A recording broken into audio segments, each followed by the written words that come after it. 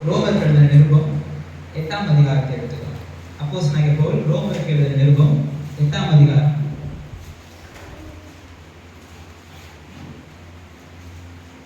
5ஆம் வசனம், 6ஆம் வசனம், 7ஆம் வசனம்.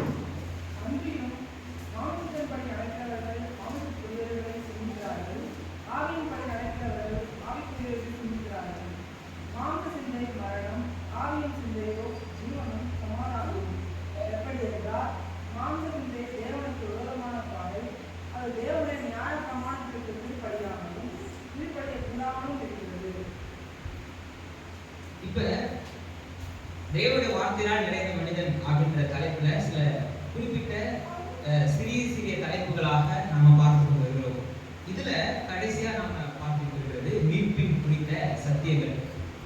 இந்த ரியாலிட்டி ஆஃப் ரிடெம்ப்ஷன். நம்முடைய வாழ்க்கையில மீட்பு எப்படி நடைமுறைப்படுத்தப்படுகிறது, என்னுடைய வாழ்க்கையில நான் பெற்றுக்கொண்ட மீட்பு எனக்கு எப்படி ஆசீர்வாதமாக இருக்கிறது, என்னுடைய வாழ்க்கையில நான் கர்த்தருடைய சித்தத்தின்படி நடப்பதற்கு, கர்த்தருடைய பணியை செய்வதற்கு, கர்த்தருக்கு ஏற்றபடி வாழ்வதற்கு, ஒரு நாள் அவர் ராஜாதி ராஜாவாய் வெளிப்படும் பொழுது அவருக்கு முன்பாக குற்றமற்றவனாய், அவருக்கு முன்பாக நான் தைரியம் உள்ளவனாய், சாட்சி உள்ளவனாய், அவருக்கு பிரியமானவனாய், உண்மை முக்தமான ஒரு அவருடைய பிள்ளையாய் நாம் அவர் முன்பாக நிற்பதற்கு அவர் எனக்கு கொடுத்த அந்த மீட்பை நான் வைத்து என்ன நான் செஞ்சிருக்கேன், இது வரைக்கும் என்ன செஞ்சிருக்கேன், என்னால் என்னென்ன செய்ய முடியும் அப்படின்றதெல்லாம் நம்ம பார்த்து கொண்டிருக்கிறோம்.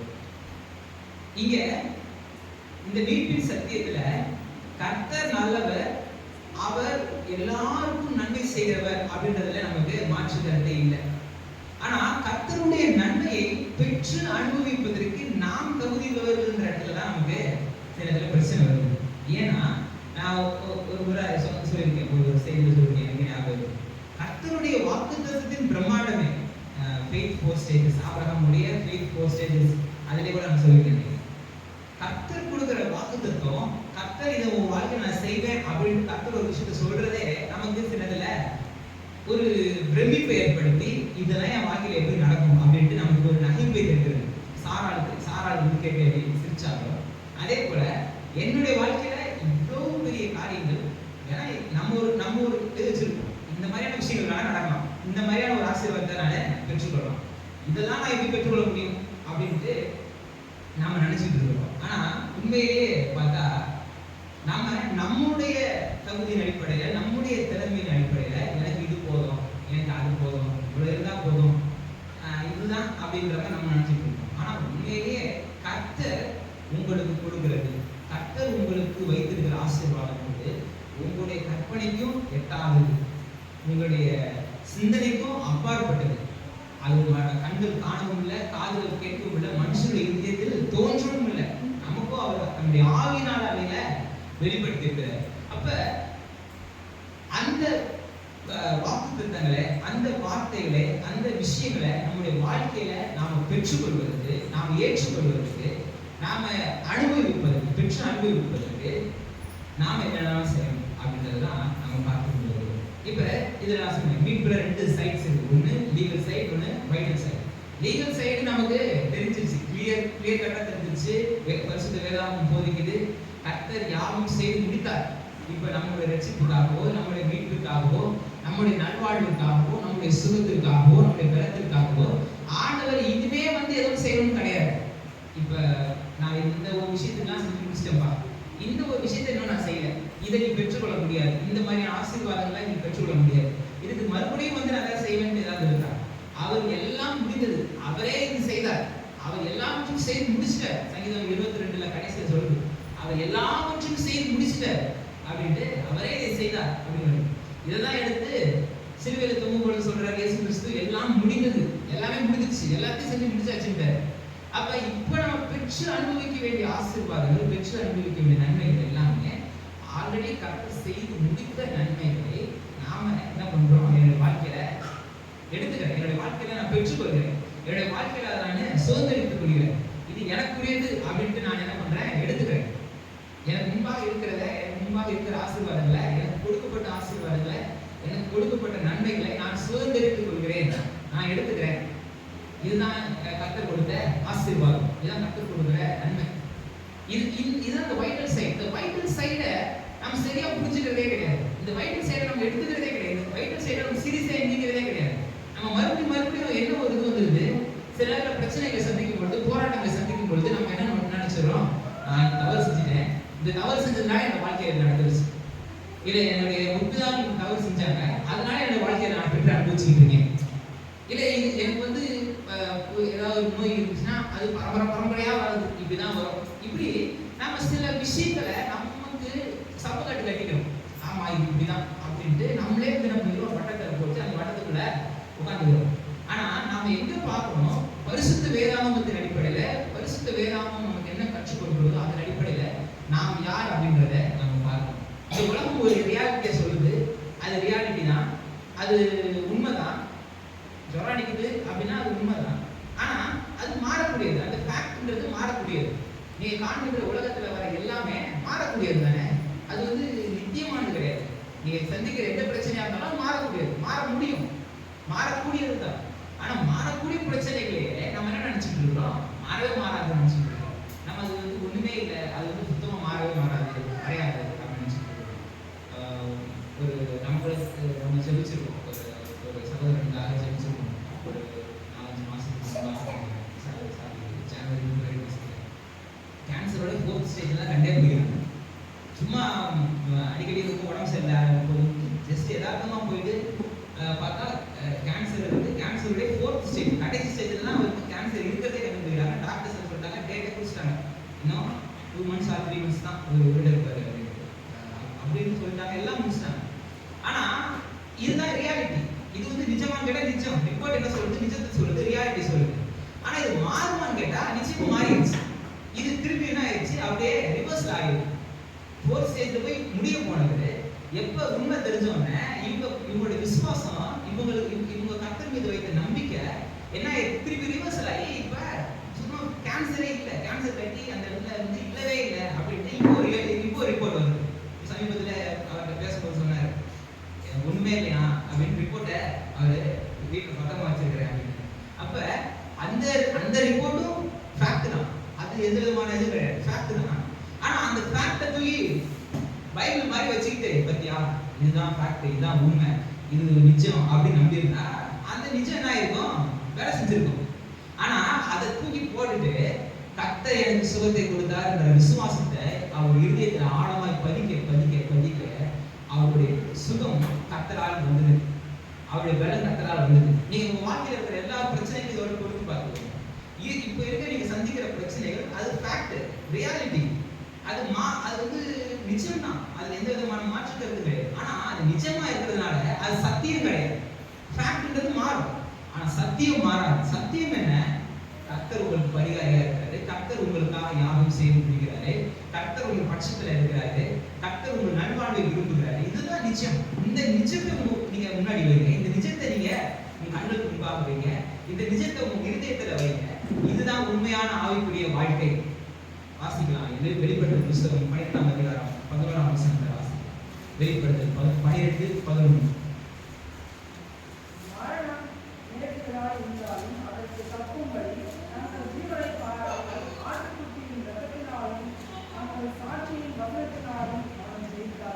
கர்த்தருடைய வருகையில திரளான ஜனங்கள் முன்னாடி நிற்கிறாங்க.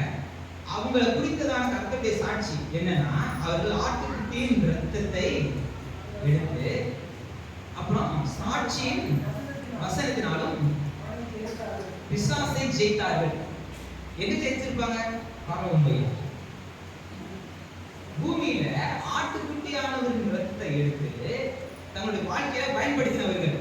இயேசுவின் இரத்தம் ஜெயம்னு சொல்றோம்ல, இயேசுவின் இரத்தம் ஜெயம்னு சொல்றோம்ல, எடுத்து சுதந்திரித்து கொள்றோம்ல. அதாவது சில பயங்கரமான பரிசுத்தவான்கள்லாம் இருக்கிறாங்க. இயேசுவின் ரத்தம் ஜெயம் பைபிள்ல இருக்கான்னு கேட்கிறேன். இயேசுவின் ரத்தம் ஜெயம் பைபிள்ல இருக்கா, அது என்ன சொல்லலாமா? இயேசுவின் ரத்தத்தை எடுத்து பயன்படுத்துங்க. அப்போஸ்தலர் நடவடிக்கைகள் எடுத்து பாருங்க, இயேசு கிறிஸ்துவின் நாமத்துல எடுத்து எப்படிலாம் சுகத்தை பெற்றுக் கொள்றாங்க, இயேசு கிறிஸ்துவின் ரத்தத்தை எடுத்து எப்படிலாம் சுகத்தை பெற்றுக் கொள்றாங்க, அவர் தேவையான காரியங்களை எப்படிலாம் எடுத்து இதை வாயினால் அறிக்கை செய்து அவர்கள் பெற்றுக் கொள்கிறார்கள். அப்போஸ்தலர் நடவடிக்கைகள் முக்கிய வாசிங்கன்னு சொன்னேன். அப்ப அதே போல இயேசு கிறிஸ்துவின் ரத்தத்தை எடுத்து, நாட்டுக்குட்டியானவரின் ரத்தத்தை எடுத்து பயன்படுத்தினவர்கள் அவருடைய வருகையில காணப்படுறாங்க. அவருடைய வருகையில காணப்படுறவங்க இந்த ரத்தத்தை எடுத்து பயன்படுத்தினவங்க. தங்களுடைய வாழ்க்கையில பிரச்சனைகளையும் போராட்டங்களையும் பாடுகளையும் வேதனைகளையும் சந்தித்தவர்கள் அந்த ரத்தத்தை எடுத்து பயன்படுத்துறாங்க. அந்த ரத்தத்தை எடுத்து அவங்க வந்து சுதந்திரித்துக் கொள்றாங்க. நீங்க சமீபத்துல கொஞ்சம் இஸ்ரேல் சம்பந்தமா சில பரபரப்புகள் ஏன்னா என்னாவது புஸ்தகம் 19ஆம் அதிகாரத்துல சிவப்பான ஒரு கிடாரி, அந்த கிடாரியை வந்து பரிசுத்தப்படுத்துகிறதுக்கு பாவ பரிகார பலியாக எல்லாவற்றையும் பரிசுத்தப்படுத்துகிறதுக்கு செலுத்தணும் அப்படின்னு சொல்லிட்டு ஒரு பெரிய ஒரு முறைமை இருக்கு.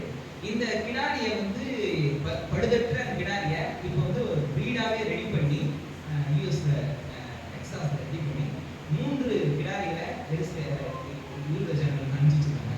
அதை வந்து 3மே பர்ஃபெக்டான கண்டிஷன் இருந்துச்சு. அது ஒன்று வந்து செலக்ட் பண்ணி இதுதான் அதாவது அந்த 3வது ஆலயத்தை கட்டுகிறதுக்கு அதை இது பண்ணும்போது அதை வழி செலுத்தி தெரிவிக்கலாம் அப்படின்னு நினைச்சிட்டு இருக்கும்போது சின்னதாக ஒரு ஃபால்ட்டை கண்டுபிடிச்சாங்க. சரின்னு என்ன பண்ணாங்க, அதை ரிஜெக்ட் பண்ணாங்க. மீதி 2 இருந்துச்சு. அதே ஒன்று இப்போ ரிவர்சல் பார்த்துருக்காங்க. அது நிறையா அதனுடைய காரியங்கள்லாம் அமைச்சு சில பேர் கேட்டுருந்தாங்க, செஞ்சுட்டாங்க என்ன நடக்கும், கட்டுரை வருகை எப்படி அப்படின்றதெல்லாம் நிறைய கேட்டுருந்தாங்க. அப்போ சும்மா நான் அந்த 19ஆம் அதிகாரத்தை மறுபடியும் போய் தியானிச்சேன். மறுபடியும் என்ன புஸ்தகம் 19ஆம் அதிகாரம். அப்போ ஒரு பாவ பரிகார பலியை செலுத்துகிறதுக்கு அவங்க என்னென்னலாம் பாடுபட வேண்டியது இருக்கு. ஒரு பாவத்தை பரிகரிக்கிறதுக்கு நீங்க வாட்சி பாருங்க. ஒரு பாவத்தை பரிகரிக்கிறதுக்கு அந்த பரிசுத்த ஒரு ரத்தத்தை சிந்துவதற்கு, அது ஒரு மிருகத்தின் ரத்தம் தான். அது ஒரு மறைமுகமா ஒரு மெட்டபரா சொல்லப்பட்டதுதான், ஒரு உருவகமா காண்பிக்கப்பட்டதுதான், அது ஒரு நடலாட்டமான சம்பவம் தான். ஆனா அதை செய்யறதுக்கு அவங்க எவ்வளவு பாடுபட வேண்டியதா இருக்கு, அது எவ்வளவு கஷ்டப்பட வேண்டியதா இருக்கு அப்படின்றது பார்க்கும் பொழுது நம்ம எவ்வளவு ஈஸியா இயேசு கிறிஸ்துவின் ரத்தத்தை எடுத்து பயன்படுத்த கர்த்தர் நமக்கு ஒரு அதிகாரத்தை கொடுத்திருக்கிறார் அப்படிங்கும்போது நமக்கு இவ்வளவு சந்தோஷத்தை ஏற்படுத்துது தெரியுமா. நீங்க நம்ம ஈஸியா என்ன பண்றோம், இயேசு கிறிஸ்துவின் ரத்தத்தை எடுத்து பயன்படுத்துறோம். இயேசுவின் ரத்தம் ஜெயம்னு சொல்லும்போது பிசாசுகள் 5 நடுங்கி ஓடுது, நம்முடைய பிரச்சனைகள் எல்லாம் மாறுது, நம்முடைய எல்லா காரியங்களும் ஜெயமாகுது. அவரோட நாமத்தை எடுத்து பயன்படுத்தும் போது பெரிய அற்புதம் நம்ம நடக்குது. நம்ம பழைய நடக்குது. அதை நம்பிக்கை இன்னைக்கு யூதர்களும் சரி எவ்வளவு கஷ்டப்படுறாங்க, எவ்வளவு பாடுபட்டு இருக்காங்க அப்படின்னு நினைக்கும் பொழுது உண்மையிலே சிரிப்பா தான் வருது.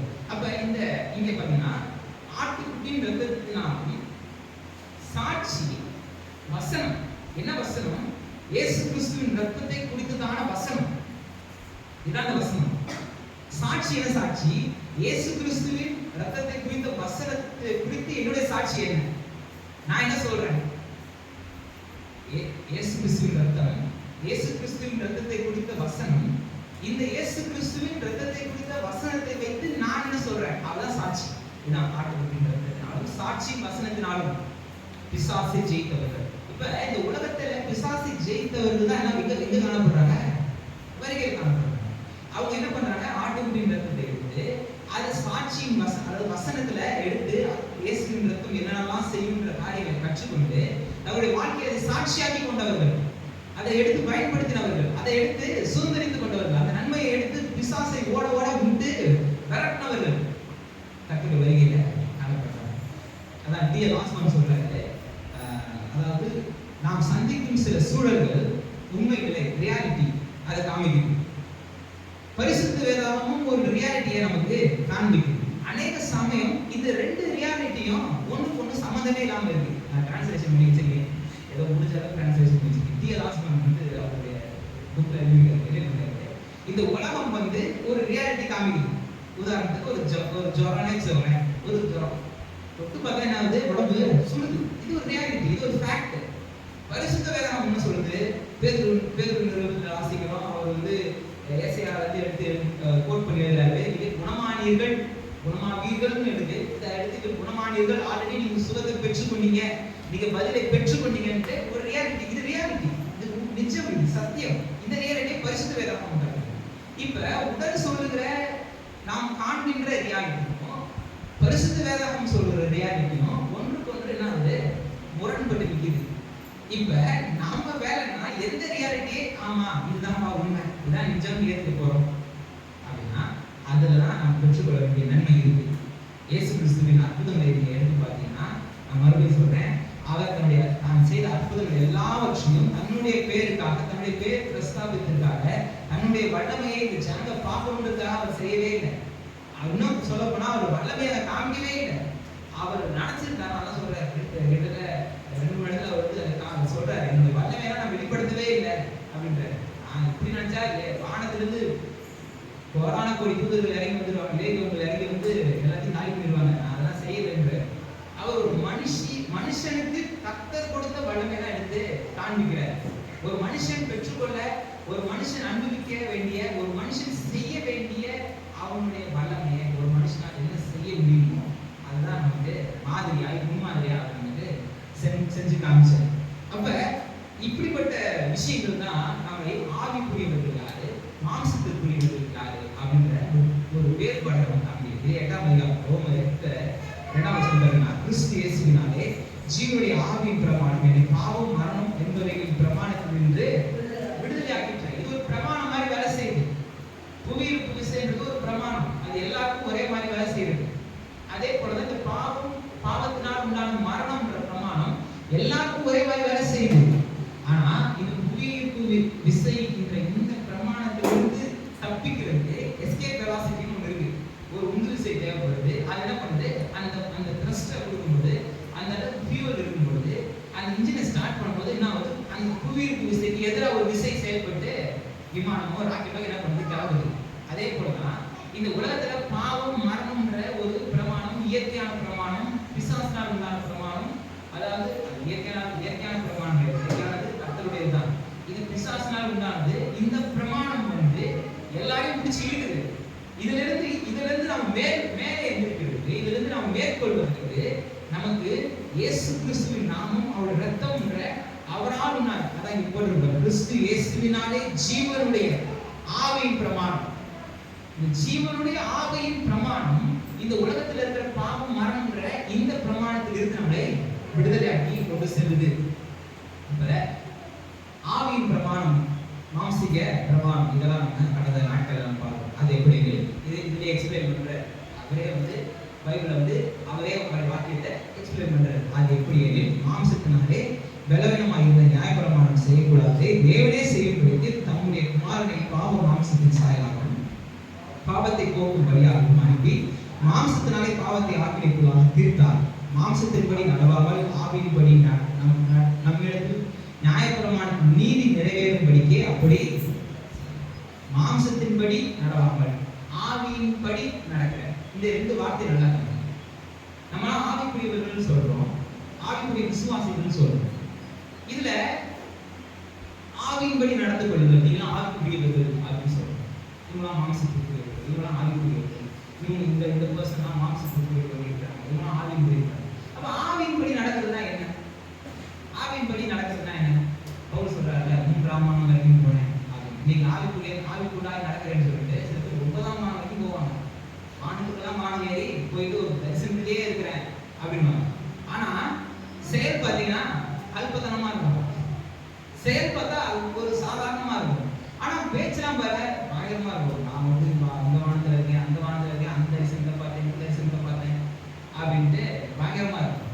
அப்ப ஆவிக்குரியவர்கள் மாம்சத்துக்குரியவர்கள் என்ன? நமக்கு எது கேள்வி வரும்ல? நம்ம சில நேரத்தில் என்ன நினைப்போம், அவங்களாம் பரிசுத்தவான்கள், அவங்களாம் ஆவிக்குரியவர்கள், நம்மளாம் மாம்சத்துக்குரியவர்கள், நாமே என்ன பண்ணிடுறோம், மட்டம் தட்டிக்கிறோம். சில பேர் நாமே இது பண்ணிடுறோம். நல்லா தெரிஞ்சவங்க இந்த மாம்ச சிந்தையும் ஆவியின் சிந்தையும் நம்ம மாம்சத்தை தான் வெளிப்படுது. மாம்சத்தை தானே வெளிப்படுது.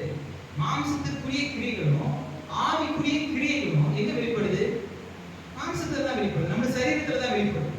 நம்ம சரீரத்துல தான் அதை செயல்படுத்தும். நாம செய்கிற செயல் தான் நம்ம மாம்சத்தின் கிரியைகளை செய்கிறோமா இல்ல ஆவிக்குரிய கிரியைகளை செய்கிறோமா அப்படின்ற வேறுபாட்டை காமிக்குது.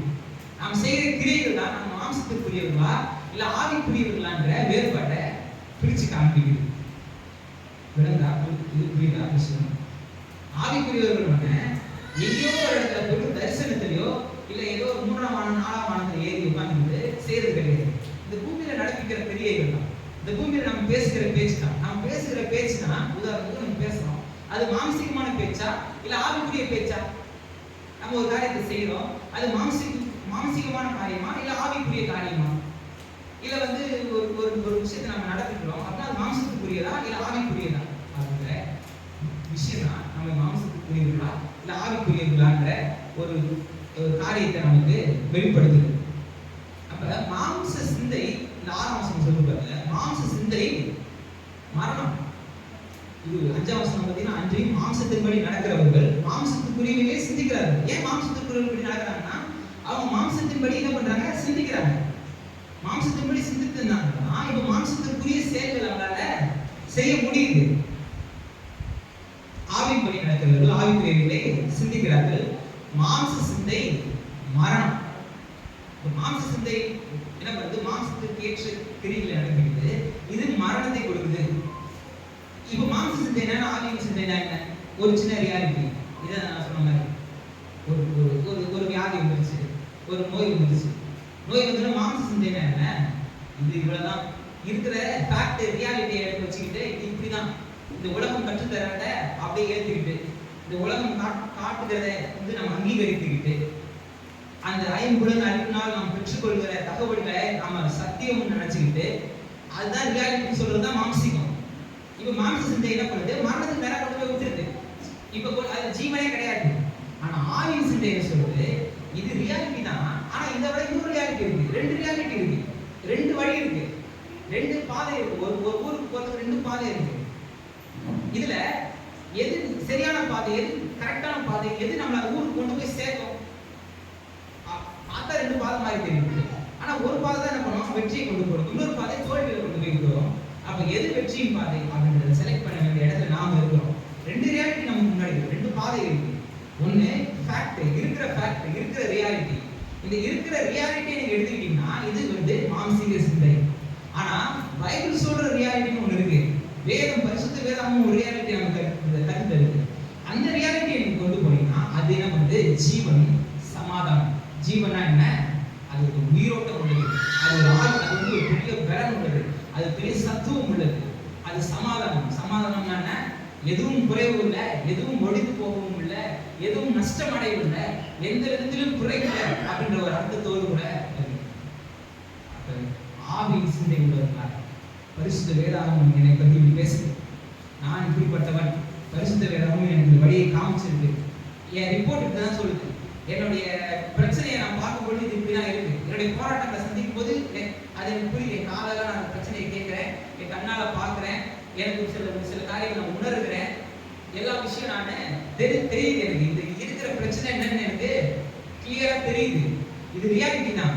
ஆனா பரிசுத்த வேதாகமம் இதுக்கு ஆப்போசிட்டா ஒரு ரியாலிட்டியை காமிக்குது. என்ன ரியாலிட்டி? உங்க நல்வாழ்வை குறித்ததான ரியாலிட்டி, உங்க சுக வாழ்வை குறித்ததான ரியாலிட்டி, உங்க வெற்றியுள்ள வாழ்க்கையை குறித்ததான ரியாலிட்டி. நீங்க எந்த ரியாலிட்டி எடுக்க போறீங்க? நீங்க எந்த ஃபேக்ட் எடுக்க போறீங்க? இது என்னுடைய அப்படின்னு அதில் தான் நீங்க மாம்சத்துக்குரியவர்களா இல்ல ஆவிக்குரியவர்களான்றதை வெளிப்படும். ஆவிக்குரியவர்களோட 24 மணி நேரம் ஜெபம் பண்ணிட்டு தலைகால இருந்து காலில் கயிறை கட்டி தலையில இருந்து பயிர் படிச்சா கூட ஆவிக்குரியவர்கள் கிடையாது. இந்த கல்லுக்கு போட்டு முட்டி போட்டு நான் ஜெபம் பண்ணுவேன் அப்படின்னு நீங்க பண்ணா கூட அது ஆவிக்குரியவர்கள் கிடையாது. அதெல்லாம் ஆவிக்குரிய வெளிப்பாடு கிடையாது. ஆவிக்குரியவர்கள் என்ன? நீங்க என்னென்ன செய்றீங்க, உங்க நடத்தை என்னவா இருக்கு, நீங்க எதை நம்புறீங்க, எந்த விஷயத்தை நம்புறீங்க, யாரை நம்புறீங்க, யார் சொல்றதை கேட்கறீங்கன்றதுதான் நீங்க ஆவிக்குரியவர்களா இல்ல மாம்சத்துக்குரியவர்களா. தவிர நீங்க என்ன செஞ்சாலும் சரி, நீங்க எப்படிப்பட்ட வானத்தின் தரிசனங்களை பார்த்தாலும் சரி, அது உங்களை ஆவிக்குரியவர்களா நியாயம் தீர்க்காது. எது ஆவிக்குரியவர்களா உங்களை காமிக்கும் அப்படின்னா உங்க நடத்தை தான். உங்க சிந்தை, உங்க நடத்தை, உங்களுடைய செயல், நீங்க ஆவிக்குரியவர்களா மாம்சத்துக்குரியவர்களா. ஆவிக்குரியவர்களா நம்ம நினைச்சிட்டு இருக்க மாதிரி ஏதோ அந்த மன எதிர்ப்பு இருக்கு அதெல்லாம் நம்மளுக்கு கிடையாது நினைச்சுக்காது. அது உங்களுக்குரியது, நீங்க செய்யக்கூடியதுதான், உங்களால் நடப்பிக்கக்கூடியதுதான். என்ன நடப்பிக்கணும்? பரிசுத்த வேதம் வாசிங்க. அது உங்களை குறித்து என்ன சொல்லிருக்குன்னு பாருங்க.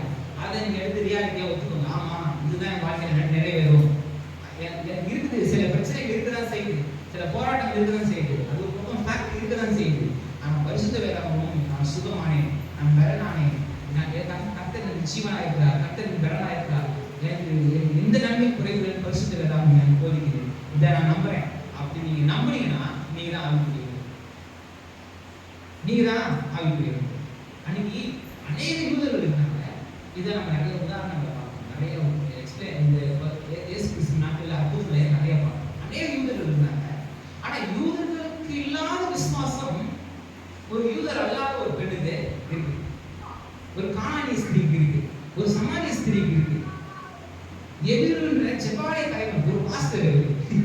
ஜெபாலயத்துக்கு தலைவர் டைரக்டர் ஆஃப் த சினடார், அவருக்கு இல்லாத விசுவாசம் ஒரு ரோமன் ஆகிய நூற்றுக்கணக்கிற்கு இருக்கு. உண்மையிலே ஒரு பெரிய விஷயம் இல்லை. அந்த 12 வருஷம் பெரும்பாலான ஸ்திரீயோட விசுவாசத்தை பாருங்க. அவங்க விசுவாசத்தின் வெளிப்பாடு உண்மையிலே பிரமிப்பை ஏற்படுத்துது. ஏன்னா நார்மல் டேஸ்ல சும்மா அவங்க வெளியே வந்துருந்தாங்கன்னா கல்லை விட்டு அடிச்சு சாவடிச்சுருப்பாங்க. ஏன்னா அந்த ஸ்திரீகளுக்கு உண்டான அந்த விஷயத்துல அவங்க வெளியே வரவே கூடாது. இவங்க 12 வருஷமா எங்கேயுமே வெளியே வந்தது கிடையாது, எந்த ஃபங்க்ஷனுக்கும் போனது கிடையாது, எந்த விதமான நல்லது கெட்டதுக்கு கலந்துக்கிறது கிடையாது, வீட்டை விட்டு வெளியே வந்தது கிடையாது. இந்த அம்மா பார்த்துக்கிட்டே இருக்குது, எப்படா சான்ஸ் கிடைக்கும். பார்த்தா எவ்வளவு என்ன பண்றாரு, அவசர அவசரமா அவங்க பொண்ணை காப்பாற்றுறது கூட்டிட்டு போயிட்டு இருக்காரு. இப்போ எல்லாருமே ஃபோக்கஸ் எங்க இருக்கு, எவ்வளோட வீடு அதை நோக்கி போய்கிட்டு இருக்கும்போது இந்த அம்மா குடுக்குன்னு போயிட்டு வசனத்தை விட்டுச்சு, சோத்தை விட்டுச்சு. விசுவாசத்தின் கிரியை இருக்கிற ரியாலிட்டி ஒன்று சொல்லுது, இருக்கிற ரியாலிட்டி சொல்லுது. 12 வருஷமா அனுபவிச்சிட்டேன். அவங்க என்ன முயற்சி செய்யாமல் இருந்திருப்பாங்களா? எவ்வளவு முயற்சி செஞ்சிருப்பாங்க, எவ்வளவு மருத்துவ ரீதியாக பார்த்துருப்பாங்க, இல்லை எவ்வளவு விஷயங்கள் அவங்க நடப்பிச்சிருப்பாங்க. ஆனால் எதுலையுமே ரிசல்ட் இல்லை. இப்போ இருக்கிற ரியாலிட்டியை பார்த்துட்டு எனக்கு இது இப்படிதான் என் வாழ்க்கை இப்படியோ போகணும்னு நினச்சிருந்தா போயிருக்கும் கண்டிப்பா. அதே மாதிரி தான் அவங்க வாழ்க்கை 12 வருஷத்துக்கு அடுத்த ஒரு காரியத்தில் போயிட்டு சுத்தமாக அந்த அம்மா சீக்கிரமே போய் சேர்ந்துருக்கும். ஆனால் அந்த அம்மா என்ன போச்சு, இது ரியாலிட்டி கிடையாது, இன்னொரு ரியாலிட்டி ஒன்று இருக்கு, அவரை போய் தொட்டா எனக்கு சோகம் சொல்லுவோம் அப்படின்ற ஒரு விசுவாசம் வந்துச்சு. போய் தொட்டு என்ன பண்ணிடுச்சு, ஈஸியா சுகத்தை பெற்றுருச்சு. எது ஈஸி, இதான்ப்பா எனக்கு இதான் வழி அப்படின்னு உட்காந்துருந்தா நீங்க சுகத்தை பெற்றுக்கொள்ளணும். எது உங்களுக்கான சாய்ஸ், எது உங்களுக்கான முடிவுகளை நீங்க தேர்ந்தெடுக்கணும், எது உங்களுக்கான விஷயங்களை நீங்க எடுக்கணும். இது நாம் அடிக்கடி செய்ய வேண்டியது. அதான் 6ஆம் வசனம் சொல்லுது, மாம்ச சிந்தை மரணம், ஆவியின் சிந்தையோ ஜீவனும் சமாதானம். நம்ம ஜீவனும் சமாதானம் நாம் பெற்றுக்கொள்ளும்படியாய் நாம் சில காரியங்களை சுதந்திரித்துக் கொள்ள நாம் தெரிய வேண்டும். சரி, இப்ப ஆவிக்குரிய வாழணும்னு சொல்லிட்டு ஆவிக்குரியவர்களாக ஜீவிக்கணும்னு சொல்லி எப்படி நம்ம ஆவிக்குரியவர்களாக ஜீவிக்கணும் சொல்றது ஈஸி, செய்யறது கஷ்டம் அப்படின்னு நம்ம நினைக்கலாம். ஆனா எப்படி நம்ம ஆவிக்குரியவர்களாக ஜீவிக்கிறது வாசிக்கலாம். எபிரேயர் நிருபம் 5ஆம் அதிகாரம் 13ஆம் வசனத்தை வாசிக்கலாம். எபிரேயர் 5:13.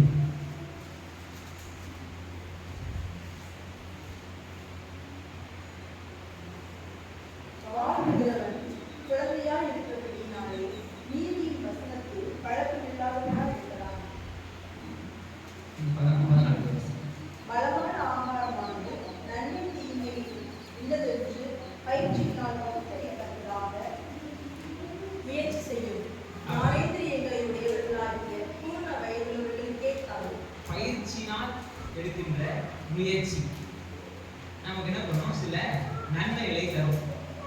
இப்ப ஆவிக்குரியவர்களாய் வாழ்வதற்கு என்ன பயிற்சி செய்யணும்? ஒரு கடினமான ஒரு காரியம். இப்ப நீங்க வந்து ஒரு 100 கிலோ தம்பிள்ஸ் எடுத்து ஒரு வெயிட் டெட்லிஃப்ட் பண்ண சொன்னா பண்ணுவீங்களா? பண்ண முடியாது. ஆனா ஒரு மாசம் நீங்க ட்ரைனிங் எடுத்து பண்ணா பண்ணிடலாம். ஃபர்ஸ்ட் என்ன பண்ணணும், ஒரு 10 கிலோ தூக்கி பார்க்கணும், அடுத்து 20 கிலோ, 30 கிலோ, கொஞ்சம் கொஞ்சமா தூக்க நீங்க 100 கிலோ என்ன பண்ண முடியும், தூக்க முடியும். முடியாத காரியம் இல்லை. கிட்டத்தட்ட 400 கிலோ கூட என்ன பண்றாங்க, 400 கிலோ 500 கிலோ கூட என்ன பண்றாங்க, டெட்லிஃப்ட் தூக்கிடுறாங்க. அவங்க நேரா 5 கிலோ தூக்கிடுறாங்க. இல்ல கொஞ்சம் கொஞ்சமா தான் என்ன பண்ணிடுறாங்க, முயற்சி பண்ணிடுறாங்க. நம்ம பார்த்துட்டு 500 கிலோ தூக்குறாண்டா நம்மளால முடியாது, நம்ம என்ன பண்ணிடுறோம், உட்காந்துக்கிறோம். நம்ம அதை தூக்கணும்னு நினைச்சோம்னா நம்ம என்ன பண்ணணும், 10 கிலோல ஸ்டார்ட் பண்ணணும். பயிற்சி செய்ய ஆரம்பிக்கணும். ஒரு முயற்சி இருக்கணும். அந்த பயிற்சி முயற்சி நமக்கு பெரிய வெற்றியை தரும். இதை மறந்துடவே கூடாது. விசுவாச வாழ்க்கையில ஆவிக்குரிய ஜீவிதத்துல இது ரொம்ப ரொம்ப அவசியம். நீங்க பயிற்சி எடுக்கணும்.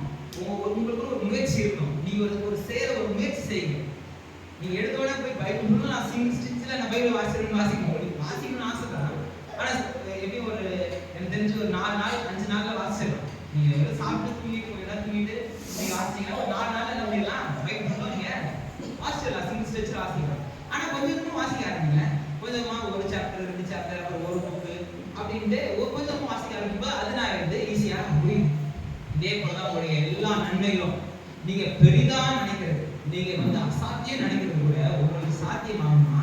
சின்ன சின்ன விஷயங்கள்ல இருந்தே நீங்க என்ன பண்ணணும், பழக ஆரம்பிங்க. சின்ன சின்ன விஷயங்கள்ல இருந்தே நீங்க பயிற்சி எடுக்காது, அதுக்கு ஒரு முயற்சி செய்யுங்க. ஃபர்ஸ்ட் உங்களுக்கு இந்த ஆவிக்குரியவர்களாக வாழ்றதுக்கு எப்படிப்பட்ட பயிற்சி தேவை அப்படின்னா, உங்க சிந்தை இருக்குல்ல, நீங்க எதை யோசிக்கிறீங்க, இது மாம்சத்துக்குரிய சிந்தைகளா இல்ல ஆவிக்குரிய சிந்தைகளான்ட்டு கொஞ்சம் கொஞ்சம் சிரமம் எடுத்து முயற்சி செய்து அதை பயிற்சி செய்து, நான் இது யோசிக்கிறேனே, இது என் மாம்சீகமா நான் யோசிக்கிறது தானா, இல்ல கர்த்தர் எனக்கு கற்றுக் கொடுக்கிறப்ப ஆவியின்படி நான் யோசிக்கிறேனா அப்படின்ட்டு நீங்க நிதானத்தை அறிஞ்சு பாருங்க. இந்த சிந்தனையின் வெளிப்பாடாக உங்க பேச்சு இருக்குது, இந்த சிந்தனையின் வெளிப்பாடாக உங்க செயல் இருக்குன்னா, இந்த பேச்சும் செயலும் இது மாம்சத்திற்குரியவைகளா, இது கர்த்தருக்கு பிரியத்தை கொடுக்குமா கொடுக்காதா, இல்ல இது ஆவிக்குரியதா, இது நன்மையை கொடுக்குமா, இது கர்த்தர் விரும்புவாரான்ட்டு நீங்க பயிற்சி செஞ்சு பாருங்க. இப்படிதான் இந்த பயிற்சி உங்களை ஆவிக்குரியவர்களை கொண்டு போய் விட்டுரும். எடுத்தோடனே எல்லாரும் போய் சிறந்த வீரர்களாய் அவங்க மாறுறது கொஞ்சம் கொஞ்சமா தானே நம்ம ஸ்டெப் பை ஸ்டெப்பா முன்னேறிக்கிட்டே போறோம். கொஞ்சம் கொஞ்சமா நம்ம ஆவிக்குரியவர்களாய் மாறணும், கிறிஸ்துவின் அளவுக்கு தக்கதாய் மாற போறோம்.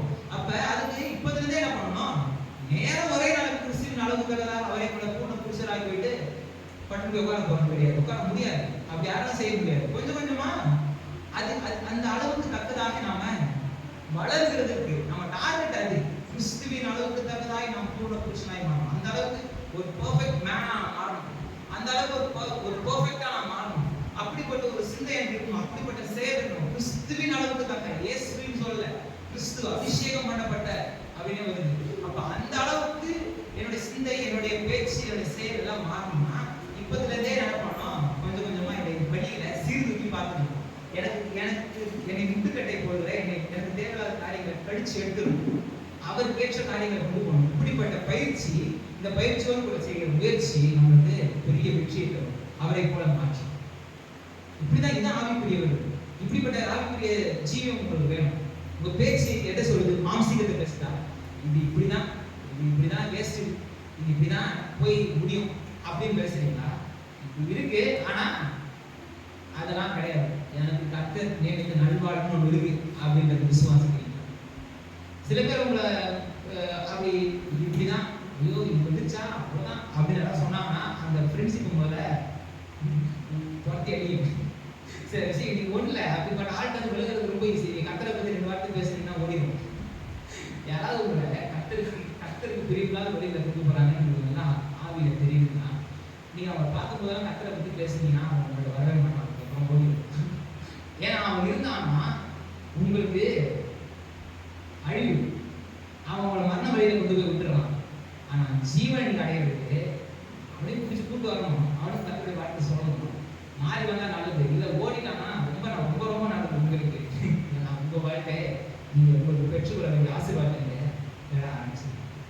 இதெல்லாம் ரொம்ப ஈஸி. நீங்க இதெல்லாம் ஒரு பெரிய விஷயம் உங்களுக்கு, பெரிய ஆவிக்குரிய காரியங்கள் இதெல்லாம் நடக்குமா, இதெல்லாம் செய்யறதுக்கு நான் ரொம்ப பயங்கரமான ஒரு வாழ்க்கை வாழணும் அப்படின்னு நினைக்கிறது சாதாரண விஷயம். இதுதான் பேசிக்ஸ், ரொம்ப பேசிக்ஸ், இதெல்லாம் அடிப்படையான விஷயம்.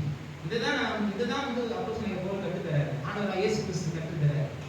இதுதான் பரிசுத்த வேதாகமம் வந்து கற்றுத்தருது. நீங்க பாருங்க, ரோமர் 10ஆம் அதிகாரத்துல 9ஆம் வசனத்துல 9:10, ரோமர் 10:9-10.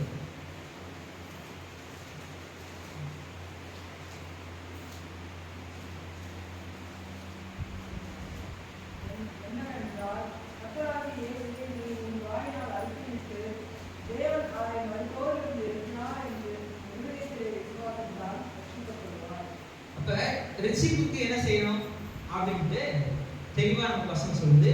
இருதயத்துல விசுவாசிச்சு வாயினால் அறிக்கை செஞ்சா ரட்சிக்கப்படுவாங்க. என்னுடைய வாழ்க்கையில நான் பெற்றுக்கொண்ட ஆசீர்வாதங்கள் எல்லா ஆசீர்வாதங்களும், இதுவரைக்கும் பெற்ற ஆசீர்வாதம், இப்போ பெற்று அனுபவித்துக் கொண்டிருக்கிற ஆசீர்வாதங்கள், இனிமேல் பெற போகிற ஆசீர்வாதங்கள், இவை எல்லாவற்றை விட சிறந்ததா நான் என்ன நினைக்கிறேன்னா என்னுடைய ரட்சிப்பு. என்னுடைய ரட்சிப்பு கர்த்தர் எனக்கு கொடுத்த ரட்சிப்பு தான் என்னுடைய வாழ்க்கை முழுக்க நான் பெற்ற நன்மையே பெஸ்ட் அப்படின்னு நான் நினைக்கிறேன். இது நான் நினைக்கிறது மாத்திரம் இல்லை, இதான் ரியாலிட்டி. நம்ம எல்லாருக்கும் நீங்க ஒருவேளை எதை நினைக்கிறீங்க, எதெல்லாம் நினைச்சுங்க. ஆனா உங்க வாழ்க்கையில நீங்க பெற்ற மிகப்பெரிய நன்மை எதுனா உங்களோட ரட்சிப்பு தான். உண்மைதானே? இந்த ரட்சிப்பை நாம பெற்றுக்கிறதுக்கு நாம என்ன செஞ்சோம், என்ன கிரியை செஞ்சோம், கிரியத்தை விசுவாசிச்சோம். ஆண்டவரே, நம்ம உண்மையான ஆண்டவர் அப்படின்ற ஒரு உந்துதல் நமக்குள்ள இருக்கு. நமக்குள்ள அந்த தொடுதல் வந்துச்சு. நீதியான இருதயத்தை திறந்தது போல நம்முடைய இருதயத்தை கர்த்தர் திறக்கிறாரு. அவரை ஏற்றுக்கொள்கிற ஒரு இருதயம் இப்ப நம்ம தைரியமா அறிவிக்கிறோம், இந்த ஆண்டவரை நான் பின்பற்றுகிறேன் அப்படின்ட்டு தைரியமா மனிதர்களுக்கு முன்பாக நான் சர்ச்சுக்கு தான் போறேன், நான் கோயிலுக்கு தான் போறேன், நான் இந்த ஆண்டவரை ஃபாலோ பண்றேன் அப்படின்றத நீங்க வாயினால் அறிக்கை செய்யுங்க. அப்ப இருதயத்துல விசுவாசிச்சு உங்க நாவினால் அறிக்கை செய்யும் பொழுது நீங்க என்ன பண்றீங்க? ரட்சிக்கப்படுறீங்க. அப்ப உங்க வாழ்க்கையில இம்மைக்காகவும் மறுமைக்கான மிகப்பெரிய ஆசீர்வாதமாகி அந்த ரட்சிப்பு எப்படி உண்டாகுது?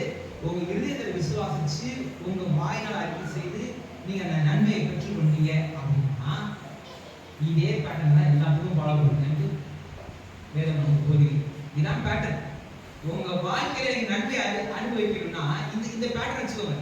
இருதயத்துல விசுவாசிங்க, இதை நான் பெற்றுக்கொள்வேன், இதை நான் அனுபவிப்பேன், இதை என் வாழ்க்கையில் நடக்கும் அப்படின்றத உங்க இதயத்தில் விசுவாசிங்க. தைரியமா உங்க நாவினால் அறிக்கை செய்யுங்க. கர்த்தாவே இது எனக்கு கொடுத்த நல்வாழ்வுக்காய் நன்றி. இந்த செய்தியின் துவக்கமே 112 சங்கீதம் வாசிச்சேன். 112 சங்கீதம் இந்த செய்தியோட துவக்கமே நீ வாசி சங்கீதம். அவன் இருதயம் கர்த்தரை நம்பி திடனா இருக்கும், ஆஸ்தியும் ஐஸ்வர்யமும் அவன் வீட்டுல தங்கும். துர்ச்செய்தியை கேட்கறதுனால அவன் பயப்பட மாட்டான். அவன் இருதயம் கர்த்தரை நம்பி திடமா இருக்கும். அப்ப நீங்க தைரியமா இருங்க, தைரியமா நீங்க செயல்படுங்க, தைரியமா நீங்க சொல்லுங்க, கர்த்தரை சகாய, நான் பயப்படேன், மனுஷன் எனக்கு என்ன செய்வான்? தைரியமா நீங்க சொல்லுங்க. இருதயத்துல கர்த்தரை விசுவாசிங்க. உங்க நாவுனால உங்களுக்கு நன்மையை நீங்க அறிக்கை செய்யுங்க. நிச்சயமா பலன் பார்க்கணும். இதை அறிக்கை செய்யணும்னா சும்மா நல்லதே நடக்கும் அப்படின்னு தத்துவம் கிடையாது. இது ரியாலிட்டி, இது நிச்சயம் சத்தியம். இது ஒரு சத்தியம், மாறாத உண்மை. சத்தியம்னா மாறாத உண்மை. இது மாறக்கூடிய சத்தியம், மாறக்கூடிய ஃபேக்ட், மாறக்கூடிய ரியாலிட்டி கிடையாது. மாறாத நிச்சயம் இந்த பரிசுத்த வேதம். இதற்குரிய காரியங்களை எடுத்து இருதயத்தை விசுவாசம், வாக்குத்தத்த வசனத்தை எடுத்து போய் இருதயத்துல வைங்க. மரணமும் ஜீவனும் நாவின் அதிகாரத்தில் இருக்கு. இருதயத்தை நிறைவினால் வாய் பேசும். இருதயத்தை தேவனோட வார்த்தையினால் நிறைங்க. தேவனோட வார்த்தையினால் இருதய நிறைய நிறைய நிறைய வாக்குத்தத்தங்களால் நிறைய அவைகளை கொண்டு நீங்க வாழ்க்கையை ஜீவனாய் மாற்றிக்கொள்ள முடியும், சமாதானமாய் மாற்றிக்கொள்ள முடியும், சந்தோஷமாய் மாற்றிக்கொள்ள முடியும், கர்த்தருக்கு ஏற்றபடி மாற்றிக்கொள்ள முடியும். எல்லா நேரங்களிலும், எல்லா காலங்களிலும், எல்லா சமயங்களிலும் கர்த்தருக்கு ஏற்றபடி, கர்த்தருக்கு பிரியமா இருக்கிறபடி, கர்த்தர் உங்களுக்கு வைத்திருக்கிற நல்வாழ்வை நீங்கள் அனுபவிப்பதற்கு இருதயத்தில் விசுவாசிங்க. நாவினால் அறிக்கை செய்ய நன்மை. விசுவாசிக்கிறீங்களா?